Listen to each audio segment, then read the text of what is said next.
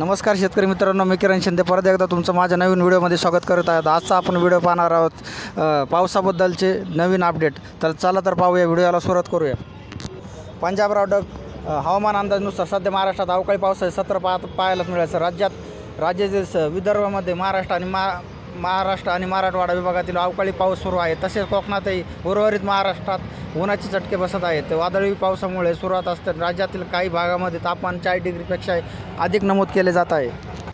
त्याचबरोबर हवामान खात्यात 15 एप्रिलपर्यंत पाऊस सुरू राहणार असे म्हणले आहे। 15 एप्रिलपर्यंत राज्यातील मराठवाडा विदर्भ विभागातील पावसाची शक्यता कायम राहणार असल्याची IMDने आपल्या नवीन बुलेटिनमध्ये स्पष्ट केले आहे।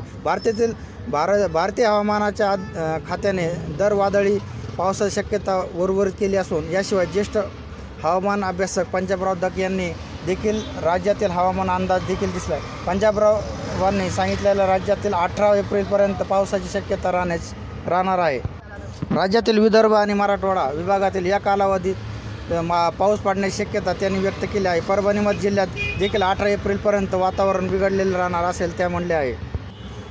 यंदा मान्सून कसा राहणार याच्यावरती आपण अपडेट पाहणार आहोत। दुसरीकडे हवामान अंदाज वर्तवल्या संस्थाने आणि हवामानाचे या तज्ज्ञांना पाऊस काळात चांगला पाऊस पडण्याची शक्यता आहे। तर स्कायमेंट या खाजगी हवामान अंदाज वर्तवणाऱ्या संस्थेने यंदा जून ते सप्टेंबर या 4 महिन्यात कालावधीमध्ये चांगला पाऊस होणार सांगितलं आहे। यावर्षी सामान्य मान्सून राहील आशावाद व्यक्त केले आहे। यंदा या निर्णयासाठी पोषक परिस्थिती असल्यामुळे इंडियन असोसिएशन हायपोपॉलिटिक्स राहण्याची शक्यता असल्यामुळे मान्सून काळात सरासरीपेक्षा जास्त पाऊस पडण्याची शक्यता वर्तवली आहे।